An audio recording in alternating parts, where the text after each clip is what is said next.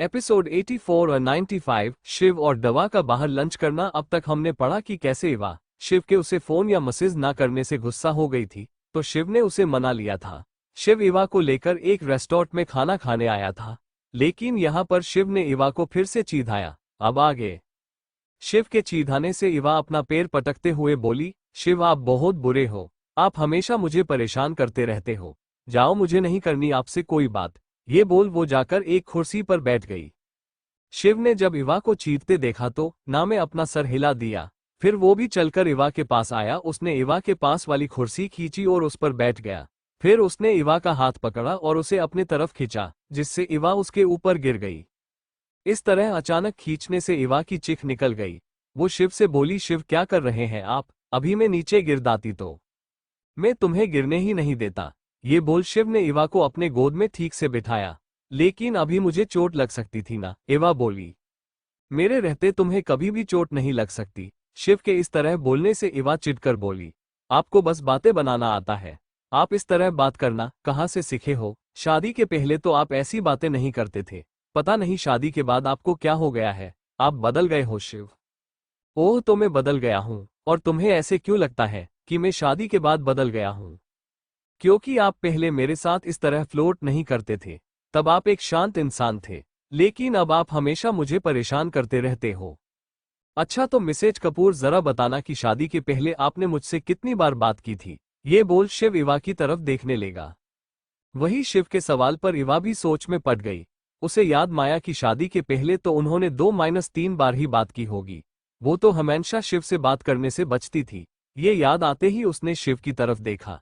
जब उसने देखा शिव उसे ही देख रहा है, तो उसने पहले तो अपनी नजरें नीची कर ली, फिर बात बदलते हुए बोली, ये खाना अभी तक क्यों नहीं आया? मुझे बहुत भूख लगी है। इवा के इस तरह कहने से शिव के पास की एक बेल प्रेस की। उसने इवा को ज्यादा परेशान नहीं किया। बेल प्रेस करने पर कमरे का दरवाजा खुला, फिर कुछ वेटर खाना लेकर कमरे के अंदर आए। इवा ने जब अचानक उन्हें अंदर आते देखा, तो उसने शिव की गोद से उठने की कोशिश की, लेकिन शिव ने उसे कसकर पकड़ लिया, जिससे इवा के लिए हिलना भी मुश्किल हो गया। इवा को इस तरह शिव की बाहों में वो भी किसी और के सामने बहुत शर्म आ रही थी। उसने तुरंत अपना चेहरा शिव के सीने में छिपा लिया। वेटर ने बहुत ही प्रोफेशनल तरीके से उनका खाना सर्व किया।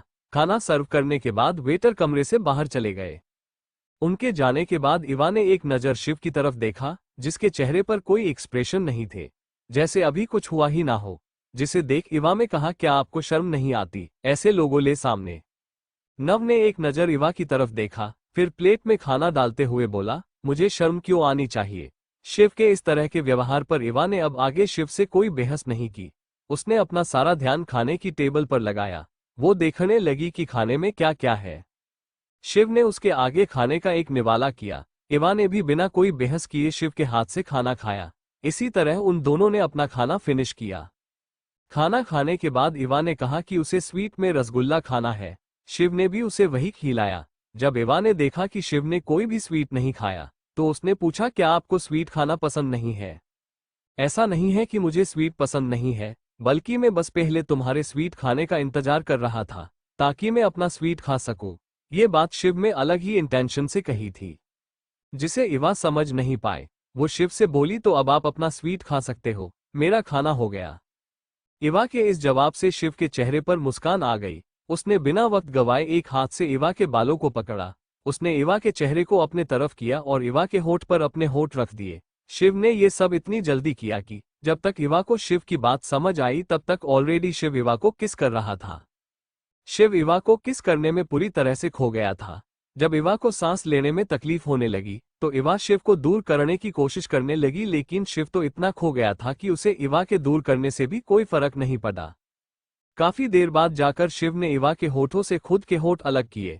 उसने अब इवा के खुली गर्दन पर अपने होठ रख दिए। वो इवा की गर्दन पर किस करने लगा। वही इवा जो खुद की सांसों को काबू करने की कोशिश कर रही थी। शिव के इस तरह किस करने से उसकी पकड़ शिव पर कस गई। उसकी बॉडी अजीब तरह से रिएक्ट कर रही थी, जिसे इवा समझ नहीं पा रही थी। वो शिव को खुद से दूर करने लगी। शिव ने अब इवा की गर्दन पर किस के साथ साथ बाइट करना भी स्टार्ट कर दिया, जिससे दर्द से इवा की आंखों में नमी आ गई। सभी शिव का फोन बजा, जिसकी आवाज से शिव अपने देश में आया। जब उसने इवा की नम आंखों को देखा, तो उसके दिल में दर्द हुआ। अब उसे खुद पर ही गुस्सा आ रहा, उसने इवा को तुरंत अपने सीने से लगा लिया। तभी उसने इवा की आवाज सुनी जो उससे शिकायत कर रही थी। आपने मुझे काटा, मैं घर जाकर दादाजी से आपकी शिकायत करूंगी। वही उसकी बात पर शिव को समझ नहीं आया उसे हंसना चाहिए या फिर रोना। वो इवा को शांत कराते हुए बोला, जान मुझे माफ कर दो, तुम चाहो तो तुम भी मुझे काट सकती हो, मैं तुम्हें कुछ नहीं कहूंगा। ये बोलते वक्त शिव की नजर इवा की गर्दन पर गई जहां अब निशान पड़ गया था। तभी उसने इवा की आवाज सुनी जो बोल रही थी, क्या मैं भी आपको काट सकती हूँ। उसकी बात पर शिव अपने शर्ट के ऊपर के बटन खोलने लगा। उसे इस तरह अपने शर्ट के बटन खोलते देख इवा हकलाते हुए बोली, ये आप क्या कर रहे हो? क्या तुम मुझे काटना नहीं चाहती थी? तो मैं तो बस ये बोल शिव ने अपनी एक आय विंक की। जी से देख इवा बोली, आप बहुत बेशर्म हो। इसी तरह हंसी मजाक में शिव और इवा घर के लिए निकल ग्रुप के साथ। क्या होगा जब शिव को पता चलेगा कि कॉलेज में अब इवा को वेद की गर्लफ्रेंड समझ रहे हैं? क्या अपने पॉजिटिवनेस के चलते शिव बता देगा सबको इवा के उसकी पत्नी होने का सच? क्या होगा जब सबके सामने आएगा ये सच? क्या इससे इवा और शिव की जिंदगी में कोई नया तूफान आएगा? एपिसोड 85 शिव का डेविल रूप। अब तक हमने पढ़ा कि शिव इवा को खाना खाने के लिए एक रेस्टोरेंट में लेकर गया था। खाना खाने के बाद दोनों वहां से अपने घर के लिए निकल गए। जब तक शिव और इवा घर पहुंचे, इवा पहले से ही शिव की गोद में सो चुकी थी। उनकी गाड़ी के रुकते ही एक गार्ड ने जल्दी से शिव के लिए दरवाजा खोला। शिव ने इवा को अपने बाहों में उठाकर कार से बाहर आ गया। शिव इवा को लेकर घर के अंदर चला गया। उसने अपने बेडरूम में जाकर इवा को बेड पर लिटाया, फिर उसे ब्लैंकेट से अच्छे से कवर किया। उसने नीचे झुककर इवा के माथे पर किस की। उसके बाद शिव ने अपना फोन लिया और बेडरूम से बाहर आ गया। जैसे ही वो बेडरूम से बाहर आया, उसके चेहरे के एक्सप्रेशन डार्क हो गए। वो इस वक्त बहुत गुस्से में था। वो इवा की कही उस बात को अभी तक अपने दिमाग से नहीं निकाल पाया था कि किसी ने इवा को सबके सामने एक लड़के को प्रपोज करने को कहा था। वो इस बात को सोच भी नहीं सकता था कि इवा उसके अलावा किसी और को प्रपोज करे। शिव इवा के लिए हद से ज्यादा पॉजेसिव था। उसे इवा का उसके अलावा किसी और से बात करना भी पसंद नहीं था। प्रपोज करना तो बहुत दूर की बात है। उसने अपने फोन पर एक नंबर डायल किया। जैसे ही सामने वाले ने कुछ कहा, शिव तुरंत अपनी गाड़ी लेकर घर से बाहर निकाल गया। वो अपनी कार को बहुत ही फास्ट ड्राइव कर रहा था। कुछ ही देर में शिव की कार एक जंगल एरिया में पहुंची। वहां थोड़ा आगे जाने पर सामने ही एक हवेली थी। हवेली के बाहर कुछ गाइस खड़े थे। जब उन गाइस ने शिव को आते देखा तो तुरंत झुककर उसे ग्रीट किया। शिव ने उन्हें इग्नोर किया और सीधे उस हवेली के अंदर चला गया। शिव अंदर की तरफ जा ही रहा था कि उसके कानों में एक आवाज पड़ी, जिससे शिव के चलते कदम वहीं रुक गए। मुझे पता था तुम यहां जरूर आओगे। जैसे ही शिव के कानों में ये आवाज पड़ी, शिव ने उस आवाज की दिशा में देखा। वो बोला, वंश, तो तुमने उन लड़कों को पकड़ा था? इस पर वंश बोला, और नहीं तो क्या, उनकी हिम्मत भी कैसे मेरी बहन को परेशान करने की। अब उन्होंने जो गलती की उसकी सजा तो उन्हें मिलनी ही चाहिए ना। ये बोलते वक्त उसके चेहरे पर गुस्सा साफ झलक रहा था। इवा वंश की भी कमजोरी थी। वंश के लिए हुआ उसकी बहन कम बेटी ज्यादा थी। मुझे वो दोनों चाहिए। मैं खुद उन्हें उनके किए की सजा देना चाहता हूँ। आखिर उन्हें भी तो पता चले कि शिव कपूर की बीवी को छेदने का अंजाम क्या होता है। वंश बोला, उन्हें बेसमेंट में रखा गया है। ये सुन शिव सीधे बेसमेंट की तरफ बढ़ गया। जब वंश और शिव बेसमेंट में पहुंचे तो शिव ने देखा वहां पर दो लड़कों के हाथ रस्सी से ऊपर की तरफ बंधे थे। उन्हें देखकर ही साफ पता चल रहा था कि वो दोनों काफी वक्त से एक ही जगह पर खड़े थे। उनकी बॉडी पर चोट के कुछ निशान थे। शिव ने जब उन्हें देखा तो उसका गुस्सा बढ़ गया। उसने अपने पॉकेट से गन निकाली और रवि के एक घुटने पर गोली मारी। शिव ने रवि की तरफ देखा और कहा, तो अब भी तुम चाहते हो कि मेरी जान अपने घुटनों पर बैठकर किसी को प्रपोज करे? रवि की दर्द से चीख निकल गई। वो इस वक्त बहुत दर्द में था, लेकिन फिर भी वो हिम्मत कर बोला, मुझे माफ कर दो, बस मजाक कर रहा था। अगर मुझे पहले उसके बैकग्राउंड के बारे में पता होता तो मैं कभी उसे इस तरह कुछ नहीं कहता। प्लीज मुझे जाने दो। शिव ने रवि से कहा, तुम बहुत बोलते हो। उसने अपने आदमी को इशारा किया, जिसे समझ एक आदमी आगे आया और बिना पलक झपकाए रवि की जीभ काट दी। रवि अब दर्द को और बर्दाश्त नहीं कर सका और बेहोश हो गया। शिव ने उस पर कोई ध्यान नहीं दिया। उसने करण की तरफ देखा और उससे बोला, तो तुम हो करण, जो मेरी जान को अपने सामने घुटने पर बैठने के लिए कह रहा था। ये बोल उसने एक गोली करण के दाहिने पैर के घुटने पर मारी। दर्द से करण की चीख निकल गई। करण शिव की तरफ देखकर बोला, मुझे जाने दो, तुम जानते नहीं मैं कौन हूं। मेरे डैड तुम लोगों को छोड़ेंगे नहीं। अगर अपनी सलामती चाहते हो तो मुझे जाने दो। करण की बात सुन वंश और शिव के चेहरे पर एक डेविल मुस्कान आ गई।